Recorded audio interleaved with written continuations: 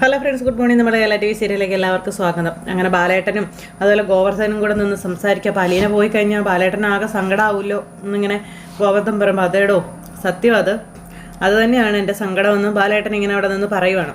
അങ്ങനെ അദ്ദേഹത്തിന് എന്ത് തീരുമാനം എടുക്കണമെന്ന് അറിയില്ല. ഇത്രയും വലിയ പ്രശ്നങ്ങളിൽ ഇത്രയും വലിയ കാര്യങ്ങളൊക്കെ നടന്നപ്പോൾ എന്നെ താങ്ങി നിർത്തിയത് അവളായിരുന്നടോ എന്ന് ബാലേട്ടൻ പറയുന്നു. ഈ കുടുംബം തകർന്നു പോകാതെ നെടുന്തൂണായിട്ട് നിന്നത് അവളാണെന്ന കാര്യം ബാലേട്ടൻ പറയുക. പിന്നെ എൻ്റെ മക്കളെ വേണ്ടതുപോലെ സംരക്ഷിച്ച് കൂടെ നിർത്തിയത് അലീനയാണെന്ന കാര്യവും ഗോവർദ്ധനോട് പറയുന്നു. ആ നന്ദിയും കടപ്പാടൊന്നും ബാലേട്ടന് മറക്കാൻ പറ്റില്ല അലീനയോടുള്ളത്. അവൾ പോയി കഴിഞ്ഞാൽ പിന്നെ ഇവിടെ എന്തായി തീരുമെന്ന് എനിക്കറിയില്ല എന്നും ബാലേട്ടൻ പറയുക. അങ്ങനെ ഭയങ്കരമായിട്ട് ടെൻഷൻ അടിച്ചിരിക്കുന്ന ബാലേട്ടനെ കണ്ട് ഗോവർദ്ധനും ആകെ വല്ലാതായിട്ട് ഇങ്ങനെ നിൽക്കുവാണ്. എങ്ങനെ ബാലേട്ടനെ പറഞ്ഞ് സമാധാനിപ്പിക്കണം എന്നറിയാത്തൊരവസ്ഥ. സാരമില്ല, പോകുന്നവരൊക്കെ പോട്ടെ, നമുക്കെന്ത് ചെയ്യാൻ പറ്റുമല്ലേ. താൻ നാളെ 2-3 ദിവസത്തേക്കുള്ള യാത്രയ്ക്കുള്ളതൊക്കെ ആയിട്ട് കരുതി വേണം വരാനെന്ന് പറയുമ്പം ശരിയെന്ന് പറഞ്ഞു. പിന്നെ നമ്മൾ തമ്മിൽ പറഞ്ഞ കാര്യങ്ങൾ നമ്മുടെ മനസ്സിൽ മാത്രം ഇരുന്നാൽ മതി, വേറെ ആരോടും പറയരുത് കേട്ടോ. ശരി, വരട്ടെ, പോട്ടെ എന്നും പറഞ്ഞ് ഇങ്ങനെ ഗോവർദ്ധൻ അവിടെ നിന്ന് പോയി. ഗോവർദ്ധൻ താഴേക്ക് ഇറങ്ങി വന്നപ്പോഴത്തേക്ക് അലീന ചായ ആയിട്ട് അങ്ങോട്ടേക്ക് വരുവാണ്. എത്ര പെട്ടെന്ന് തീർന്നു കൂടിക്കാഴ്ച എന്ന് അലീന ചോദിക്കുമ്പം ഒരു യാത്രയുടെ കാര്യം പറയാൻ വേണ്ടി വിളിച്ചാ. അപ്പോൾ ദൂരയാത്രയാണല്ലേ എന്ന് ചോദിച്ചപ്പം അതേന്ന് പറഞ്ഞു. എങ്ങോട്ടാണെന്ന് പറഞ്ഞില്ലേ? അപ്പോൾ അത് സീക്രട്ട് ആണെന്ന് ഗോവർദ്ധൻ. എന്നാ പിന്നെ അത് പറയണ്ട, അച്ഛൻ്റെ പ്രൈവറ്റ് സെക്രട്ടറി അല്ലേ, മനസാക്ഷി സൂക്ഷിപ്പുകാരനെന്നും അതിനെ പറയും. അപ്പം ഞാൻ ബാലേട്ടൻ്റെ സെക്രട്ടറി ഒന്നുമല്ല, സെക്രട്ടറി അലീനയല്ലേ എന്ന് ചോദിച്ചു. ബാലേട്ടൻ അങ്ങനെ ഒരു സ്ഥാനമൊക്കെ തന്നിട്ടുണ്ടായിരുന്നല്ലോ, അപ്പോൾ അഡീഷണൽ പ്രൈവറ്റ് സെക്രട്ടറി, അതൊക്കെ അച്ഛൻ്റെ ഓരോ തമാശയല്ലേ എന്ന് അലീന പറയുമ്പം ഇപ്രാവശ്യമേ തമാശയൊന്നും ഇല്ല കേട്ടോ, വളരെ സീരിയസ് ആണെന്ന കാര്യം അലീനയോട് ഇദ്ദേഹം പറയുവാണ്. അപ്പോൾ എനിക്ക് വേണ്ടിയായിരിക്കും ആ ഒരു യാത്ര അല്ലേ, എനിക്കതൊക്കെ ഊഹിച്ചെടുക്കാൻ പറ്റുന്നുണ്ട് എന്ന് അലീന ഇങ്ങനെ പറയുമ്പോൾ ആ ചായ കുടിച്ചിട്ട് കപ്പ് കൊടുത്തു. അതൊക്കെ ബാലേട്ടന് മാത്രമേ അറിയത്തുള്ളൂ എന്ന് ഞാൻ പോട്ടെ എന്ന് പറഞ്ഞ് ഗോവർദ്ധൻ അവിടെ നിന്ന് പോയി. അലീന ഇങ്ങനെ അവിടെ നിൽക്കുവാണ്. കുറച്ച് കഴിഞ്ഞപ്പോൾ അലീന അലക്കാനുള്ള തുണികളും കാര്യങ്ങളൊക്കെ എടുത്തുകൊണ്ടിരിക്കുന്നു. അപ്പോഴത്തേക്ക് മനുവിൻ്റെ ഫോൺ അലീനയുടെ ഫോണിലേക്ക് വന്നു. നീ ഇതെന്താ പെട്ടെന്ന് ചാടി എടുത്തേന്ന് ചോദിച്ചപ്പോൾ ഞാൻ ഫോണിൻ്റെ തൊട്ടടുത്ത് തന്നെ ഉണ്ടായിരുന്നു എന്ന് അലീന പറയുക. തിരക്കിലൊന്നും ആയിരുന്നില്ല അല്ലേ, എന്തായാലും കൊള്ളാം. എന്നാൽ പിന്നെ ഒരു കാര്യം നമുക്ക് സംസാരിച്ചാലോ എന്ന് മനു ചോദിച്ചു. അപ്പോൾ തിരക്കിലല്ലേ എന്ന് ചോദിച്ചാ, എന്നാലും എനിക്കൊരു കാര്യം നിന്നോട് സംസാരിക്കാനുണ്ട് എന്ന് മനു. എന്നാൽ പിന്നെ അതങ്ങ് പറഞ്ഞാൽ പോരെ, ചുമ്മാ എന്നിട്ട് വലിയ ചോദ്യം ചെയ്യൽ, തിരക്കാണോ അല്ലയോ എന്നൊക്കെ അതിൻ്റെ ആവശ്യമുണ്ടോ എന്ന് അലീന ചോദിക്കുമ്പോൾ അല്ല, ഒരു മര്യാദയുടെ പുറത്ത് ചോദിച്ചതാണേ. മര്യാദ പുറത്ത് ചോദിച്ചതാണോ? ഉത്തരം തന്നേക്കാം, മര്യാദയുടെ പുറത്തേ. അപ്പോൾ തിരക്കായിരുന്നു, തൽക്കാലം മനുവേട്ടനോട് സംസാരിക്കാനുള്ള സമയം ഞാൻ നീക്കി വെച്ചിരിക്കുന്നു എന്ന് അലീന. ആയിക്കോട്ടെ, പറ മനുവേട്ടാ, എന്താ കാര്യം? അത് എന്നെ ബബിത വിളിച്ചിട്ടുണ്ടായിരുന്നേ, 1-2 കാര്യങ്ങൾ സംസാരിക്കുകയും ചെയ്തായിരുന്നു എന്ന് പറഞ്ഞു. അവൾക്ക് ആകെ വിഷമത്തിലായിരുന്നു എന്നോട് സംസാരമൊക്കെ. എന്താ അവള് മനുവേട്ടനോട് പറഞ്ഞതെന്ന് ചോദിക്കുമ്പം അവിടെ ഇന്നലെ നടന്ന കാര്യങ്ങൾ കംപ്ലീറ്റ് അവൾ എന്നോട് പറഞ്ഞു. അവിടുന്ന് പോകുന്ന കാര്യം, അലീന അങ്കിളിൻ്റെ മകളല്ല എന്ന് പറഞ്ഞ കാര്യം, അങ്ങനെയെല്ലാം അവൾ പറഞ്ഞിട്ടുണ്ട്. അപ്പോൾ ഇനി മനുവേട്ടൻ കൂടി പറഞ്ഞ് ആ കോട്ടയങ്ങ് തീരും, അത് പറഞ്ഞോളാൻ പറയാം. അപ്പോൾ കോട്ടയോ? അതെന്നാ അങ്ങനെ ഇത്? അല്ല, അച്ഛനോട് അതിനെക്കുറിച്ച് ഒരു റൗണ്ട് സംസാരം കഴിഞ്ഞിട്ട് ഞാൻ വന്നതേ ഉള്ളൂ. ഇനിയുള്ളത് മനുവേട്ടനാ. അങ്ങനെ. ഞാൻ എന്നാ പറയാനാ നിന്നോട്? എന്തെങ്കിലും പറഞ്ഞാലോ, നിന്റെ തീരുമാനത്തിലോ പ്രവൃത്തിയിലോ എന്തെങ്കിലും മാറ്റം ഉണ്ടാവുമോ? മാഡം ഈ വീട്ടിലേക്ക് വരണമെങ്കിൽ ഞാൻ ഇവിടെ കാണാൻ പാടില്ല എന്നും, അപ്പം എനിക്ക് ആകെ ആ കാര്യത്തിൽ ചെയ്യാൻ പറ്റുന്നത് ഇവിടുന്ന് പോവുക എന്നുള്ളത് മാത്രമാണെന്ന് അലീന മനുവിനോട് പറയുന്നു. അത് ഞാൻ അവളോടും പറഞ്ഞിട്ടുണ്ട്. നിങ്ങൾ ഇവിടെ വരെ വന്ന് ആൻറ്റിയോട് സംസാരിച്ച് തോറ്റതും അതുകൊണ്ട് നിന്റെ തീരുമാനത്തെ റെസ്പെക്റ്റ് ചെയ്യണമെന്നും ഞാൻ അവളോട് പറഞ്ഞിട്ടുണ്ടെന്നുള്ള കാര്യവും മനു പറയാം. ബാലചന്ദ്രനങ്കിളിൻ്റെ പ്രശ്നങ്ങളാണ് അവളുടെ 2ാമത്തെ കാര്യം. നിന്നെ അവിടെ പിടിച്ചു നിർത്താനുള്ള അവരുടെ അവസാനത്തെ അടവായിരുന്നു അത്. അതും പൊളിഞ്ഞതോടുകൂടി ബബിത ആകെ ഡള്ളായി പോയെന്ന കാര്യം പറഞ്ഞു. എന്നിട്ട് എന്നോട് പറഞ്ഞു അലീന ചേച്ചിയോട് സംസാരിക്കാൻ. ഞാൻ പറഞ്ഞ് എന്നോട് മുന്നേ തന്നെ നോ പറഞ്ഞു വെച്ചേക്കാണെന്ന്. ഞാൻ പിന്നെ എന്നാ പറയാനാണെന്ന് ഞാൻ അവളോട് ചോദിച്ചു. അപ്പോൾ അച്ഛൻ്റെ കാര്യം പറയണം എന്ന് വിചാരിച്ച് ഞാൻ പറഞ്ഞതല്ല, രോഹിത്തിൻ്റെ അടുത്ത് എനിക്ക് പറയേണ്ടതായിട്ട് വന്നു.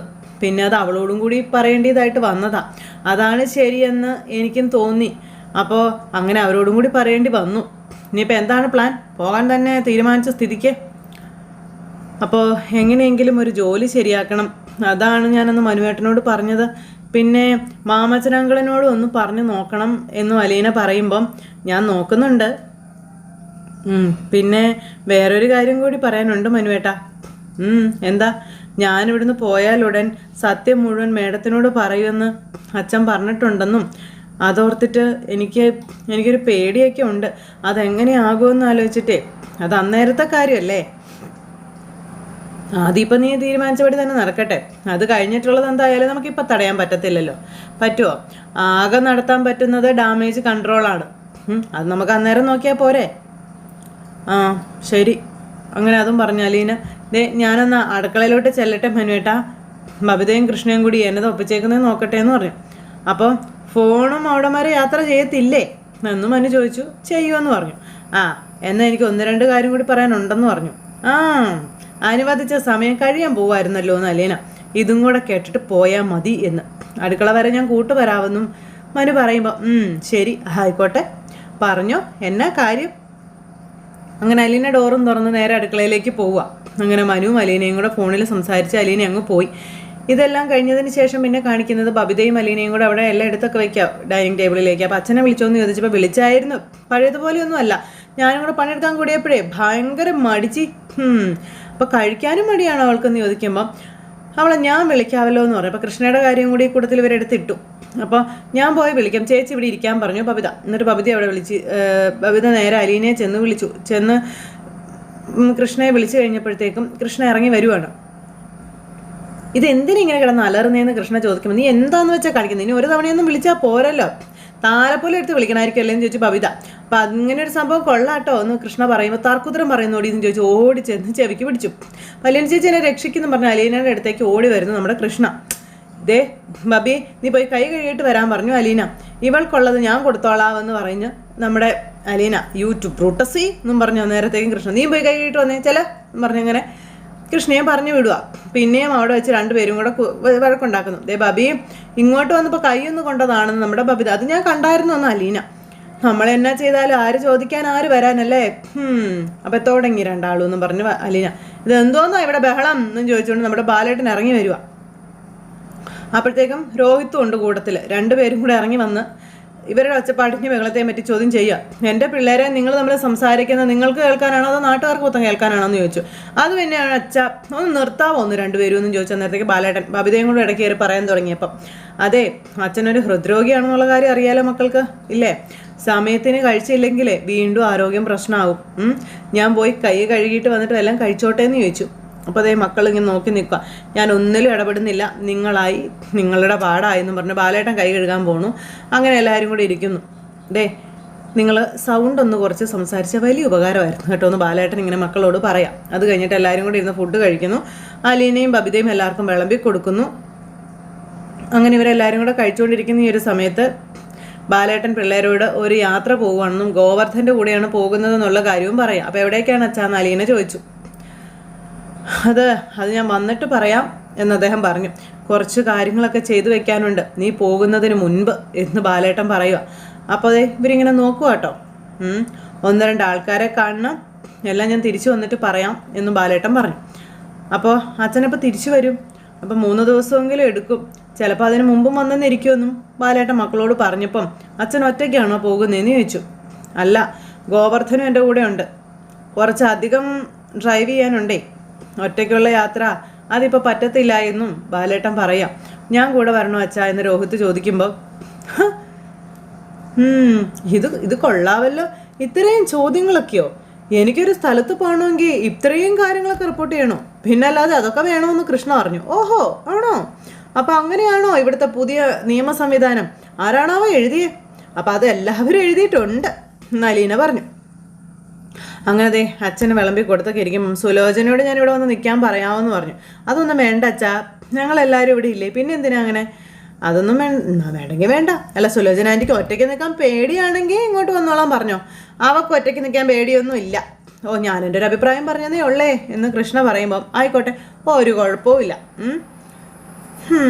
അതെ, നീ ഇവളോട് സംസാരിക്കുമ്പോൾ സൂക്ഷിക്കണം അല്ലേ എന്ന് ബബിതയോട് ബാലേട്ടൻ ചോദിക്കുമ്പോൾ അത് തന്നെ ഞാൻ ആദ്യം പറഞ്ഞു എന്ന് ബബിത അന്നേരം പറഞ്ഞു. ആ സമയത്ത് അച്ഛാ, അതെ ഞാനൊരു കാര്യം ചോദിച്ചാൽ അച്ഛനത് സമ്മതിക്കോ എന്ന് അലീന ചോദിച്ചു. ആ എന്താ ചോദിക്കുക, എന്തിനാ ഇങ്ങനെ സ്റ്റാർട്ട് എന്ന് കൃഷ്ണ അന്നേരം ചോദിക്കുക. അന്നേരം അലീന ഇങ്ങനെ നോക്കി നിൽക്കുക കേട്ടോ. എന്തോ പ്രശ്നമുള്ളൊരു കാര്യമാണല്ലോ നീ ചോദിക്കാൻ പോകുന്നത്, അല്ലെങ്കിൽ ഇങ്ങനെ ഒരു മുഖവരി ഒന്നും ഇടേണ്ട കാര്യമില്ലല്ലോ എന്നൊക്കെ പറഞ്ഞപ്പം അത് പിന്നെ അച്ഛൻ ഇവിടെ ഇല്ലാത്ത സ്ഥിതിക്ക് ഞാൻ ഇവരെയും കൊണ്ട് രേവതിക്കുട്ടിയുടെ അടുത്തേക്കൊന്ന് പൊയ്ക്കോട്ടെ എന്ന് അലീന ചോദിക്കുക. അപ്പോഴേക്കും ഇവർ ഇത് നേരത്തെ പ്ലാൻ ചെയ്ത് വെച്ചതാണോ എല്ലാവരും? അയ്യോ അല്ലല്ല, ഇപ്പോൾ അച്ഛൻ പോകുവാണെന്ന് പറഞ്ഞപ്പോൾ അതെന്നാ പെട്ടെന്ന് പോകണമെന്നൊരു തോന്നല്. അപ്പം എനിക്ക് വയ്യാണ്ടായി കിടന്നപ്പോൾ അവളിങ്ങോട്ട് വരാനായിട്ട് ഇരുന്നതാ. ഞാനാ പറഞ്ഞത് ഇങ്ങോട്ട് വരണ്ടാന്ന്. അസുഖം മാറുമ്പോൾ ഞാൻ അങ്ങോട്ട് ചെല്ലാവെന്ന് പറഞ്ഞായിരുന്നു. അതിനെല്ലാവരെയും കൂടെ കൂട്ടിക്കൊണ്ട് പോകുന്നത് എന്തിനാ? അപ്പോൾ വെറുതെ എല്ലാവരും കൂടെ ഒരുമിച്ച് ഒരു യാത്രയാവുമല്ലോ എന്ന് ഓർത്തിട്ടാണ് എന്ന് അലീന ഇങ്ങനെ പറഞ്ഞപ്പം അത് വേണ്ട മോളെ, അവർക്കതൊക്കെ ഒരു ബുദ്ധിമുട്ടാകുമെന്ന് പറഞ്ഞു. രേവതി കുട്ടിക്ക് കൊടുക്കുന്ന സ്നേഹത്തിൻ്റെയും വാത്സല്യത്തിൻ്റെയും ഒരു പങ്ക് നിനക്കും കൂടി തരുമ്പോൾ നമ്മളത് മിസ്യൂസ് ചെയ്യാൻ പാടില്ലല്ലോ എന്ന് പറഞ്ഞു ബാലേട്ടൻ. അപ്പം ഞാൻ അവളോട് വിളിച്ച് ചോദിക്കട്ടെ, ഞങ്ങൾ എല്ലാവരും കൂടി വരുന്നതിൽ ബുദ്ധിമുട്ടുണ്ടോ എന്ന്? ഓ ഫസ്റ്റ് നിന്റെ രേവതി കുട്ടി കേട്ട പാതി കേൾക്കാത്ത പാതി അവളിങ്ങ് പോന്നോളാൻ പറയുമെന്ന് ബാലേട്ടൻ. അവൾക്ക് ഇടം വലം നോക്കേണ്ട കാര്യമില്ലല്ലോ. മാമച്ചനങ്ങളിനോടും ഗ്രേസമ്മാൻ്റെയോടും ചോദിച്ചിട്ടേ അങ്ങോട്ട് പോകത്തുള്ളൂ. അപ്പം അതാണ് മോളെ ഞാൻ നേരത്തെ പറഞ്ഞത്, അത് മിസ്യൂസ് ചെയ്യരുത് എന്ന്. മനസ്സിലായോ നിനക്ക്? അപ്പോൾ നന്മയുള്ളവരോട് അമിത സ്വാതന്ത്ര്യം എടുക്കണോ എന്ന് ചോദിച്ചപ്പം അലീനയ്ക്കത് ഭയങ്കര സങ്കടമായി. അലീനയുടെ മുഖമൊക്കെ വാടി.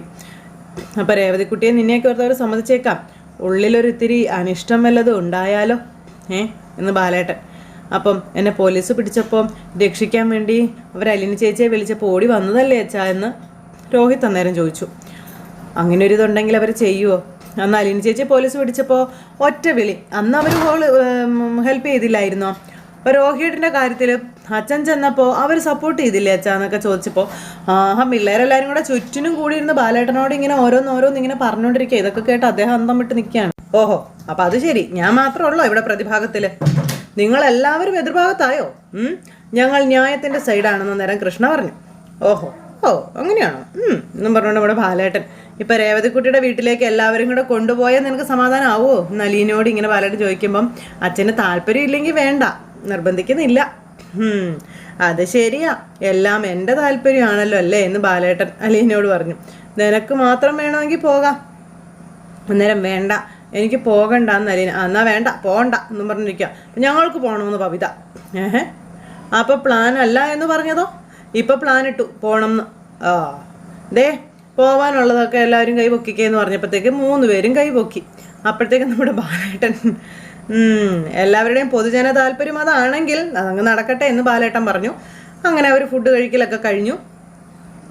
സന്തോഷമായിട്ട് അങ്ങനെ അവരുടെ ഇത് കഴിഞ്ഞു. ഇത് കഴിഞ്ഞതിന് ശേഷം പിന്നെ കാണിക്കുന്ന വൈദ ചേച്ചി കൈയൊക്കെ കഴുകി വരുവാണ് കഴിക്കാൻ. വന്ന് ഡൈനിങ് ടേബിളിൽ ഇങ്ങനെ കയ്യും കഴുകി അങ്ങ് ഇരിക്കുന്നു. ഇപ്പം കിട്ടും എന്നുള്ള വിചാരത്തിൽ ചെന്ന് നോക്കിയപ്പോൾ പാത്രം എല്ലാം കാലി, ഒന്നുമില്ല അവിടെ കഴിക്കാൻ. കുറച്ച് കറി എന്തോ ഇരിപ്പുണ്ട്. അപ്പോൾ അത് ഇങ്ങനെ നോക്കുക കേട്ടോ, ഇവിടെ തന്നെ ഒന്നും ഇല്ലാത്തത്. അങ്ങനെ നോക്കുന്നു. അപ്പോഴത്തേക്കും മനു അങ്ങോട്ടേക്ക് ഇറങ്ങി വരിക.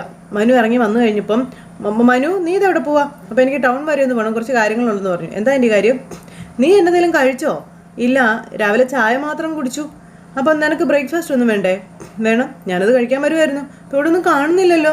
കമലടുത്ത് എവിടെ പോയി എന്ന് വൈജ. അപ്പോൾ അമ്മ എങ്ങോട്ട് പോകാൻ? അമ്മ ഇവിടെ എവിടെയെങ്കിലും കാണും. ഇപ്പോൾ വിളിച്ചിട്ട് വിളി കേൾക്കുന്നില്ല. എടാ നീ ഒന്ന് കിച്ചണിൽ നോക്കാൻ പറഞ്ഞു. അങ്ങനെ മനു നേരെ കിച്ചണിലേക്ക് പോവുക. കിച്ചണിൽ ചെന്ന് നോക്കിയപ്പോൾ അവിടെ എങ്ങും ആരുമില്ല. വൈജ ഇങ്ങനെ നോക്കുവാണ്. അങ്ങനെ വൈജയെ പട്ടിണിക്കിടാനും തുടങ്ങി. അപ്പോൾ ഇതൊന്നിപ്പോൾ ശിവേട്ടനെയും കാണുന്നില്ലല്ലോ എന്നും പറഞ്ഞുകൊണ്ട് വൈജ, അല്ല അമ്മ എവിടെയെങ്ങും ഇല്ല ആൻറ്റി, അമ്മയെന്നും പറഞ്ഞുകൊണ്ട് മനു വിളിച്ചു. ആര് വിളിയാക്കാൻ? അല്ല ബ്രേക്ക്ഫാസ്റ്റ് വല്ലതും ഉണ്ടാക്കി വെച്ചിട്ടുണ്ടോ? അവിടെ ഒന്നും കാണുന്നില്ല. ഫ്രിഡ്ജിൽ എന്തെങ്കിലും ഇരിപ്പുണ്ടാവും, എടുത്ത് ചൂടാക്കാനായിരിക്കും ഉദ്ദേശമെന്നും പറഞ്ഞുകൊണ്ട് നമ്മുടെ മനു നേരെ ഫ്രിഡ്ജ് തുറന്ന് നോക്കാൻ പോയി. അങ്ങനെ ഫ്രിഡ്ജ് തുറന്ന് നോക്കിയപ്പോൾ ഫ്രിഡ്ജിലും ഒരു സാധനവും ഇല്ല.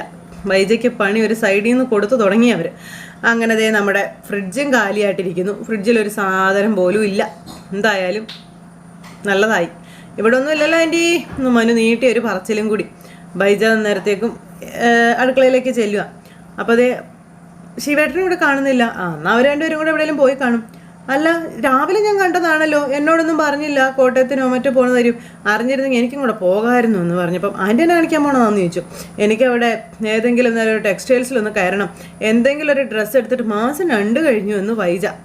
കൊള്ളാം, ഇവിടെ സ്വന്തം ടെക്സ്റ്റൈൽസ് ഉള്ളപ്പോഴാണോ കോട്ടയത്ത് പോയി എടുക്കുന്നതെന്ന് മനു ചോദിച്ചപ്പം ഇവിടുത്തെ ടെക്സ്റ്റൈൽസ് ഇപ്പം എൻ്റെ അല്ലല്ലോ, അവിടെ കയറണമെങ്കിൽ അലീനയുടെ പാസ് വേണ്ടേ എന്ന് വൈജ.